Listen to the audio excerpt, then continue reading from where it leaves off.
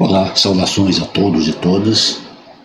Ah, Peço desculpas por um certo ruído de fundo.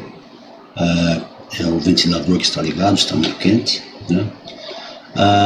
Mas estamos aqui trazendo a última parte da nossa série dedicada aos objetos voadores não identificados, né? Ou seja, a questão dos extraterrestres, ultraterrestres e também não podemos deixar de fora a questão da dimensão espiritual, né? Ah, Quando iniciei esta série, né, a ideia era, sem nenhuma pretensão maior, era só dar um apanhado, né, geral, trazer um vislumbre geral sobre essa questão, né? A ideia foi boa, né? Interessante, né? Mas foi boa só para apresentar o problema, né? Eu não tinha pretensão de ir muito fundo na questão, mas percebi que o problema vai muito mais longe do que eu imaginava a princípio, né? Mas o exercício foi interessante, foi bom, valeu a pena, né? Foi útil, me possibilitou estabelecer um contorno um pouco diferente daquele normalmente abordado pelas várias manifestações que eu vejo aí na internet, né? Há inclusive bastante espaço para que voltemos muitas vezes ainda a tratar de aspectos, de alguns aspectos mais em particular, mais detalhes, né? Desta temática que é extremamente desafiadora. A quantidade de informações é gigantesca. E não menos volumosa é a quantidade de fraudes e mistificações que existem, né? Precisamos ir com bastante calma. Meu nome é César, sou doutor em física experimental, fiz carreira profissional na área de pesquisa e desenvolvimento de sensores de infravermelho no Instituto Nacional de Pesquisas Espaciais de São José dos Campos. Agora, como aposentado, eu me dedico à leitura e escrever sobre temas da física e da metafísica que me atraem bastante, né? Depois da vinheta, nós vamos então mergulhar um pouco mais fundo nessa questão dos discos voadores, nessa terceira parte, para encerrar esta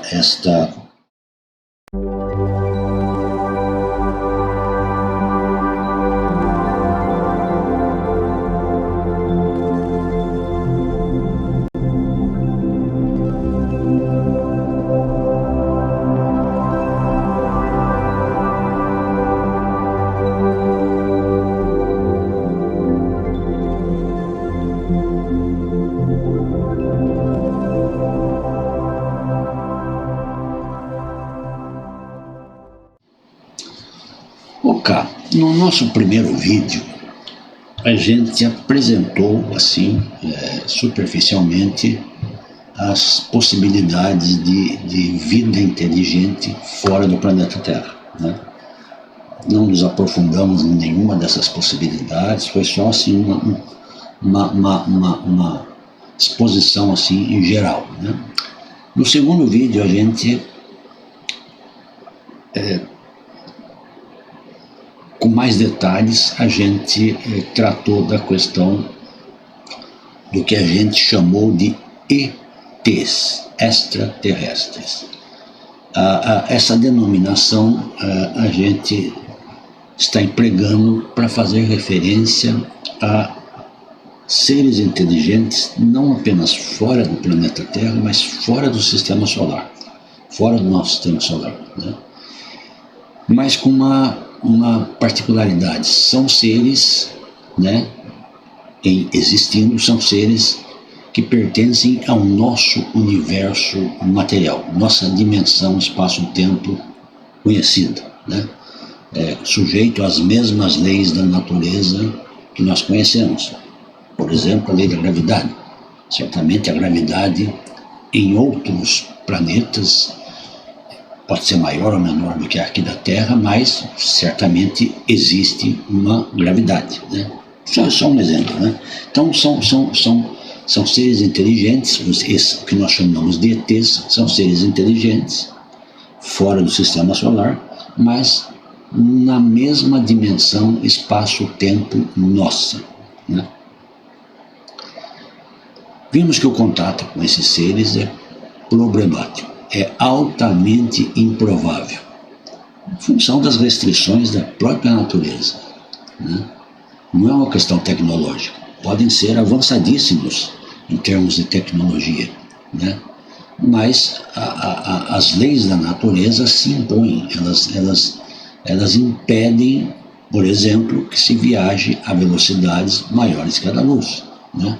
É um limite, né? E mesmo na velocidade da luz é impossível se viajar, né? Um corpo material viajar à velocidade da luz, né? Sua massa seria infinita. Bom, e fazemos questão também de deixar claro que não estamos aqui questionando a existência desses seres inteligentes fora do sistema solar, né? Embora não tenhamos evidências, as possibilidades são fortes, né? Existem inclusive cálculos probabilísticos, né, que quantificam, né, trazem uma quantidade aproximada, probabilística, de planetas habitados dentro da Via Láctea, né, a nossa galáxia. Mas, como eu disse, né, o contato com esses seres, né, é praticamente inviável, né, pelas próprias leis da natureza. Isso está bem explicado no nosso segundo vídeo, tá? Eu vou deixar o link aqui embaixo e nós explicamos com bastante detalhes essa questão nesse segundo vídeo. Agora, nessa última parte, a gente vai refletir um pouco sobre as duas últimas possibilidades, né, de inteligência alienígena. São duas possibilidades que, inclusive, podem estar interconectadas. Nós vamos falar do que nós chamamos de UTs, ou ultraterrestres, né, e da dimensão espiritual. Vamos falar dessas duas possibilidades. O termo UT, ultraterrestres, a gente está tomando emprestado do autor Pedro de Campos, no seu livro Universo Profundo, Seres Inteligentes e Luzes no Céu. A referência vai estar aqui embaixo. O livro aborda a questão dos discos voadores sob o prisma da doutrina espírita. O livro é interessante, merece leitura. Eu apenas abro um parênteses, né? Eu apenas aponto que o autor, um probleminha que o autor faz algumas referências desnecessárias e problemáticas à física quântica, né? Isso não desqualifica de forma alguma o livro, né? Mas como físico eu tenho que apontar esse aspecto negativo, né? É comum entre muitos espíritas buscarem ancorar a ciência espírita na ciência material convencional, sobretudo na física quântica, né? Sabe-se que grande parte existe boa-fé, mas apesar dessa boa-fé, é desnecessário, essa relação é problemática e quase sempre improcedente, né? Acaba, inclusive, ampliando o descrédito do espiritismo no meio acadêmico, né? No presente momento, a única relação viável, a única relação que tende a prosperar, ligando o espiritismo com a ciência, né, é na área médica, né, que inclusive tem conquistado respeito na área, né. Trata-se do estudo que procura relacionar saúde com espiritualidade, né? Não é só o espiritismo, é com espiritualidade de maneira geral, né? Essa matéria é possível de ser observada, de ser medida, é possível se planejar e se fazer testes quantitativos e objetivos, sistemáticos, né, com grupos de pessoas. Então é um estudo sério, né, que vem sendo feito e, por enquanto, é a única interface entre espiritualidade e ciências, as ciências convencionais, que podemos dizer que é séria, né? Tem fundamento, tem fundamentação. Mas voltando à questão, né, dos ultraterrestres, né, tal qual denominada por Pedro de Campos, né, vamos estar chamando de ultraterrestres, então, seres inteligentes de outros planetas do nosso sistema solar, né? Então veja a diferença. ETs são extraterrestres fora do sistema solar. UTs são ultraterrestres fora da Terra, mas dentro do sistema solar, né? Como, por exemplo, Júpiter, Saturno, Marte, etc., né? O detalhe é que esses seres, eles pertencem a uma outra dimensão espaço-tempo. Não pertencem à nossa dimensão espaço-tempo, certo? As nossas observações, sondas, já foram enviadas sondas para praticamente todos os planetas do sistema solar, e não foi detectado nenhum tipo de atividade que possa ser relacionada com inteligência, com vida inteligente, né? Então, não há dúvida que se houver vida inteligente nos planetas vizinhos nossos, são pertencentes a uma outra dimensão espaço-tempo. Isso é importante que se tenha esta conceituação em mente, né? Existe vida como a nossa, né, no sistema solar, em outros planetas, Marte, Júpiter, os satélites de Júpiter, de Saturno. Existe possibilidade de micro-organismos, né, vida unicelular, né, mas é só, não passa disso, né? Estamos falando agora dentro da nossa dimensão espaço-tempo. Você tem a possibilidade de vida unicelular. Vida inteligente, não. Fora de dúvida, somente partindo da premissa de que estejam em outras dimensões de espaço-tempo. Então isso nos conduz a uma abordagem diferente para os ultraterrestres, né? Não podemos virar as costas para o problema, né? A quantidade de relatos, testemunhas, notícias de aparições e às vezes até de algum tipo de contato são muito grandes, né? Muitas acabam até sendo esclarecidas, né? Mais tarde, acabam sendo comprovadas estarem ligadas a algum fenômeno de origem terrestre, mas mesmo assim existe uma quantidade apreciável de casos que não são resolvidos, não são elucidados, né? Então, isso abre espaço para uma investigação mais profunda dessa questão, né? E aí a gente percebe que fica difícil descartar uma possibilidade disso envolver uma dimensão espiritual, né, de alguma forma. Não temos a pretensão da verdade, né? Estamos apenas buscando uma estratégia diferente, mais racional, né? Sem mistificação, sem fantasias, sem afrontar paradigmas científicos convencionais, né? Mas temos que considerar essa possibilidade, né? Estamos longe de esgotar o tema, né? Apenas estamos querendo apresentar um novo olhar, uma nova perspectiva sobre a qual podemos abordar essa questão, né? E, claro, nessa altura,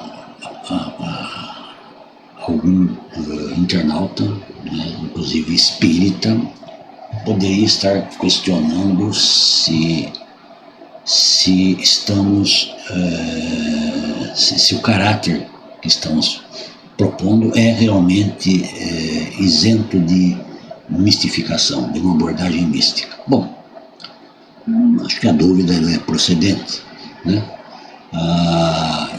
Mas é importante que se tenha em mente que, vou me restringir à doutrina espírita, não vou falar de outras doutrinas espiritualistas, falar da doutrina espírita, né, proposta por Kardec. Existe espaço para uma investigação racional, né? Existe espaço. Kardec ele foi muito metódico, né, durante a codificação, durante a coleta de depoimentos de várias procedências do mundo, observando, olhando, analisando a coerência desses vários depoimentos e só a partir daí tirando conclusões. Então foi seguida uma metodologia sistemática, e embora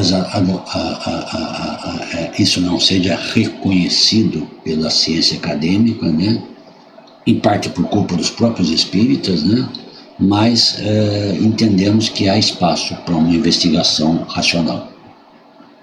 Mas de qualquer maneira esse é tema para um outro artigo, não vamos entrar neste mérito agora. A única coisa que temos que afirmar é que a existência do espírito não é um dogma teológico. Podemos considerá-lo um dogma no sentido filosófico, como princípio fundamental da doutrina espírita, né? Mas isso também fica para uma outra oportunidade. Voltando ao nosso tema aqui, né, vamos então olhar com um pouco mais de cuidado para o caso de Júpiter, né, que Kardec aborda na Gênese e na Revista Espírita. As referências estão aqui embaixo, né. Bom, o que sabemos sobre Júpiter, né, sabemos agora na nossa ciência materialista tradicional. Júpiter é o maior planeta do Sistema Solar, né. Todos os outros planetas reunidos caberiam dentro de Júpiter, né? 1.300 planetas terras poderiam ser colocados dentro de Júpiter, né? A sua composição é semelhante à de uma estrela, basicamente hidrogênio e hélio, que é a composição padrão das estrelas, né? Embora eles sejam um planeta na sua parte externa gelado, né, temperaturas muito abaixo do zero, a sua temperatura no seu núcleo, no seu interior, é extremamente alta, né? 24 mil graus Celsius, bem maior do que a temperatura da superfície do Sol. A sua atmosfera é extremamente densa, né? Com ventos que podem chegar a 600 km por hora, né? São praticamente uma nuvem gasosa, né? muito espessa, muito densa, né? Cuja temperatura é da ordem de 143 graus negativos, né? A pressão nas camadas mais baixas dessa densa atmosfera é tão grande que o hidrogênio se liquefaz. Então nós temos uma atmosfera densa, fria, com um oceano de hidrogênio líquido embaixo, em contato com a superfície rochosa, né? E depois um núcleo com temperatura extremamente alta, né? Bom, também foram enviadas várias sondas para Júpiter, né, para estudar Júpiter de perto, e nunca se achou absolutamente qualquer indício de vida inteligente semelhante à nossa, tá? Então, acho que não tem dúvida de que Júpiter não pode abrigar vida inteligente semelhante à nossa, né? Dentre os satélites de Júpiter, chama a atenção Europa, que tem uma superfície de água congelada, é água mesmo, isso já foi analisado e sabe-se que é água, né? E debaixo dessa espessa camada de gelo existe água líquida, né? Onde talvez possa haver vida no celular, micro-organismos, né? Bom, o que Kardec nos diz a respeito de Júpiter, né? Na Gênese, né? É que ele está falando da formação do perispírito, né? A respeito da formação do perispírito, e ele coloca Júpiter como um exemplo, né? Ele diz o seguinte, né? Do meio onde se encontra é que o espírito extrai o seu perispírito, isto é, esse envoltório ele o forma dos fluidos ambientes.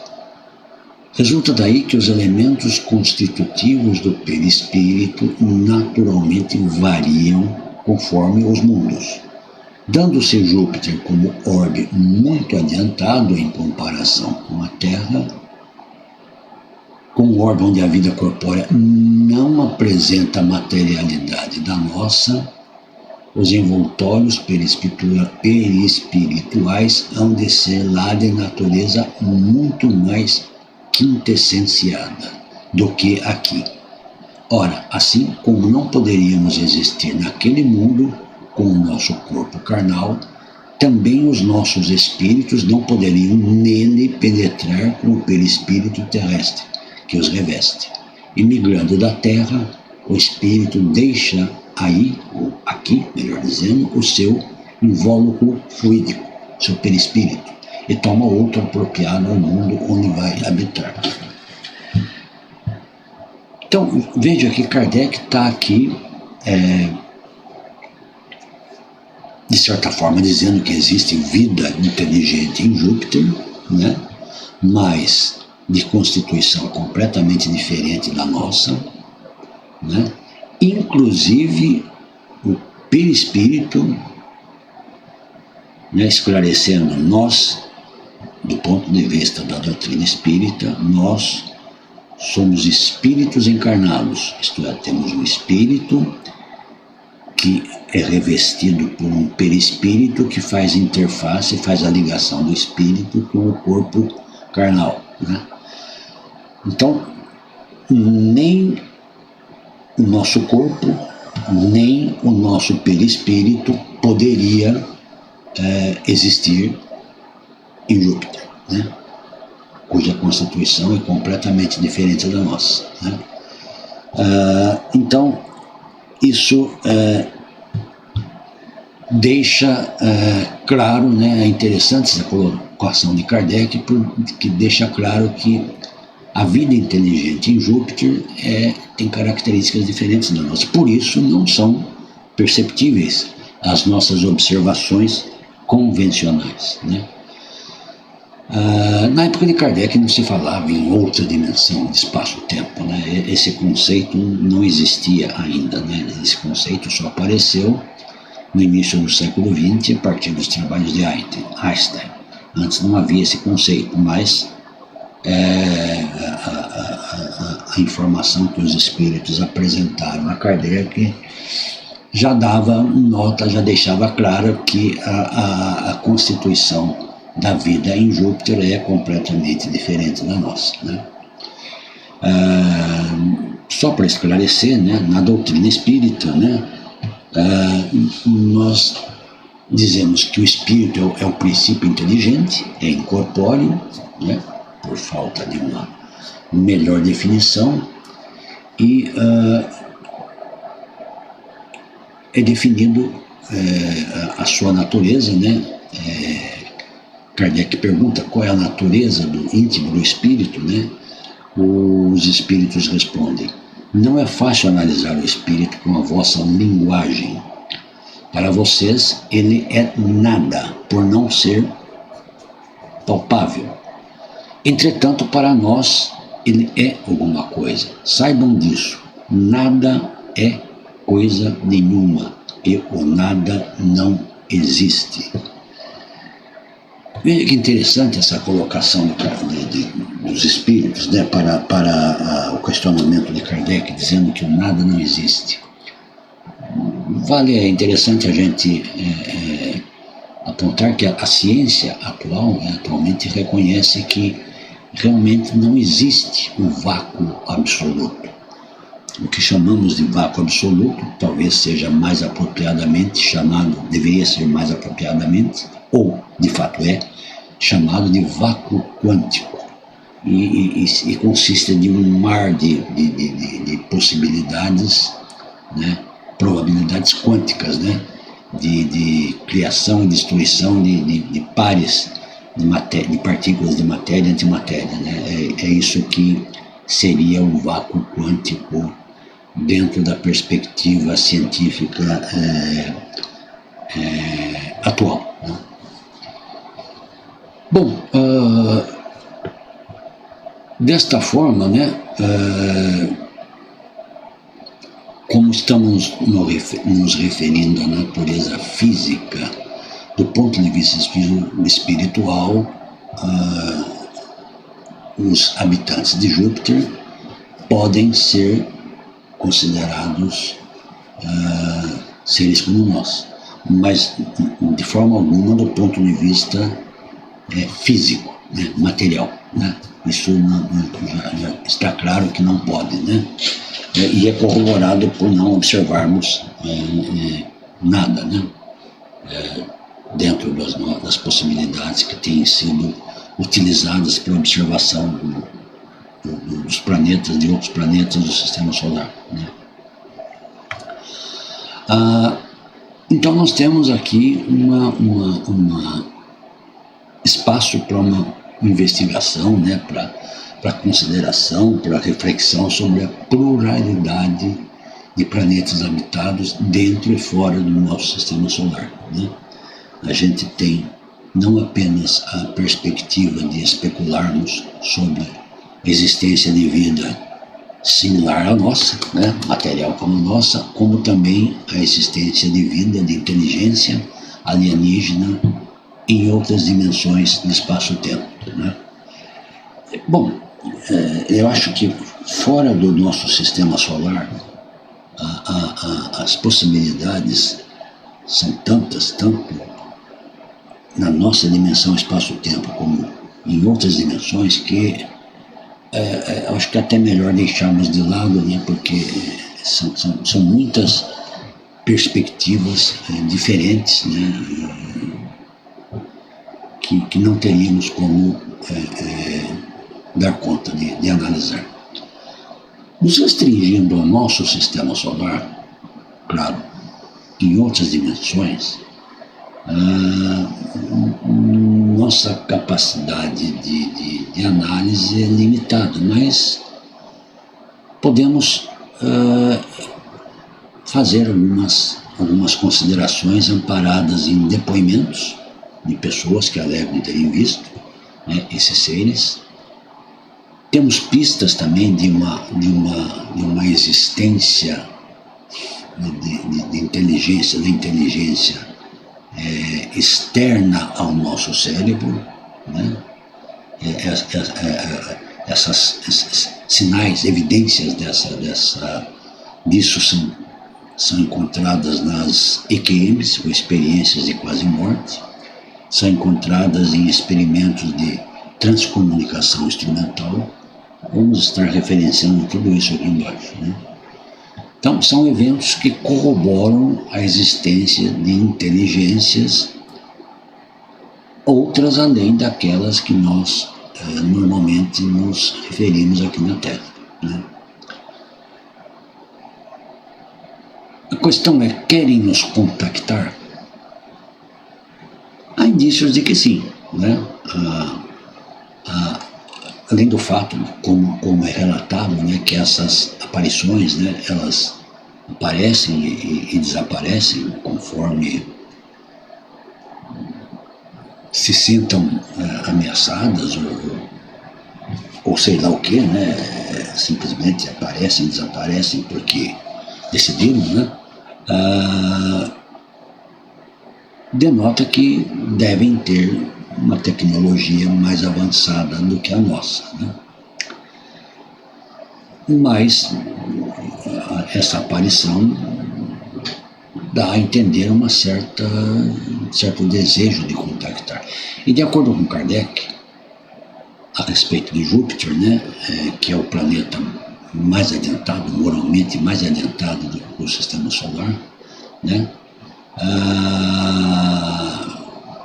os seus habitantes, embora tenham natureza física completamente diferente da nossa, né, eles não deixam de guardar o espírito. É mais evoluído, mas é o mesmo espírito, né? Não é de natureza diferente dos nossos espíritos aqui na Terra, isso que eu quero dizer. Eles guardam certa similaridade, né, com a nossa organização social, usos e costumes, mas isso do ponto de vista espiritual apenas, né? Não material. E Kardec reporta alguns relatos mediúnicos que indicam de que os jupiterianos, eles se comprazem em nos contactar para nos inspirar o bem. Ele afirma que se comprazem em nos contactar. Eles não falam, ele não está ensinando que se comprazem, que querem, têm o desejo de nos contactar. Parece que eles já nos contactam, por exemplo, através da mediunidade, talvez até sem se identificar. Mas, de qualquer maneira, os relatos, aparições, testemunhas não nos permitem formar um quadro muito preciso dessa questão, né? Podemos supor, né, considerando o conhecimento da doutrina espírita, né, conhecimento que nos foi trazido por Kardec, considerando esse conhecimento, podemos, e que se tratam de seres em uma outra dimensão espaço-tempo, né, talvez assemelhada com a dimensão espiritual, podemos dizer que esses contatos acabam envolvendo alguma forma de mediunidade, né? Isso tem que ser melhor investigado. Existem também relatos mediúnicos de vida em outros planetas, além de Júpiter, mas isso também fica para uma outra oportunidade. Bom, eu acho que com isso eu considero encerrado o que eu pretendia apresentar, né? Que é uma visão geral sobre essa temática, envolvendo uma perspectiva um pouco diferente, né? Para finalizar, eu acho que a gente pode estabelecer o seguinte, né? A gente pode dizer que existem duas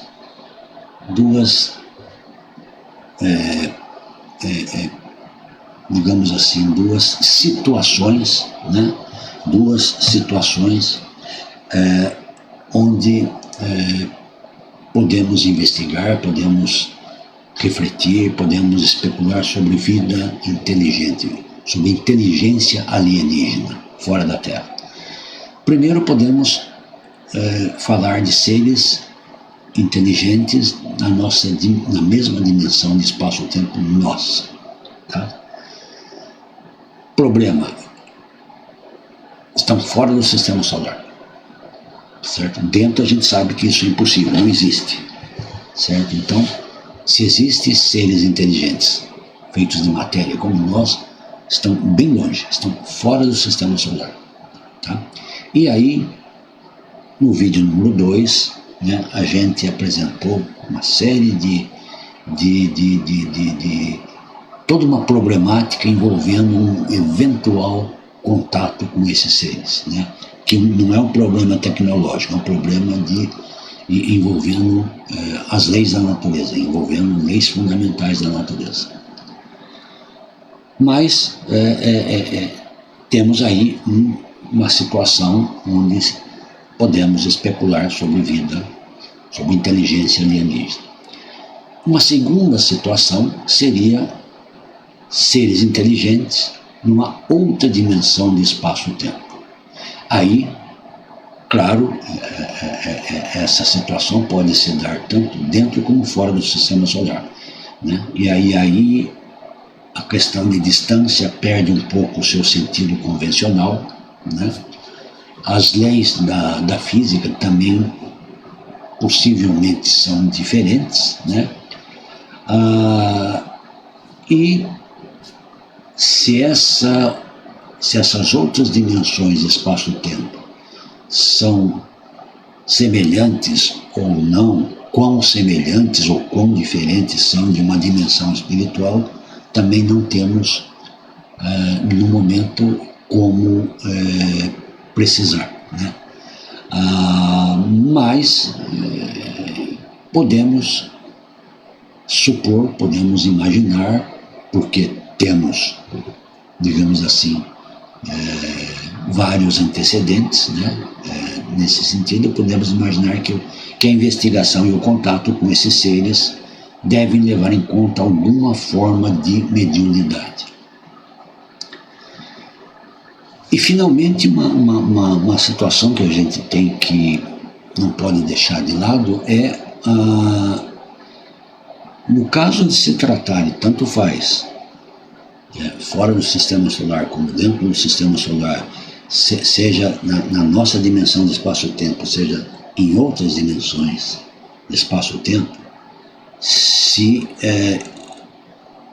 supomos inteligências muito à frente da nossa, né, seres muito à nossa frente em termos morais e intelectuais, né, é muito pouco provável que queiram fazer contato, né? É muito pouco provável, né? Caso desejassem nos estudar, não precisariam se manifestar, não precisariam fazer contato. Poderiam fazer isso tranquilamente, sem nos incomodar, sem que percebêssemos, né?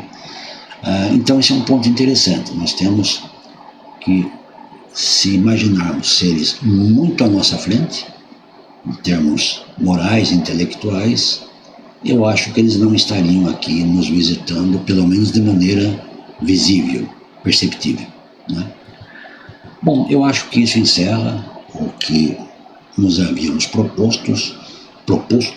Voltaremos muitas outras vezes com temas particulares dessa grande temática, né?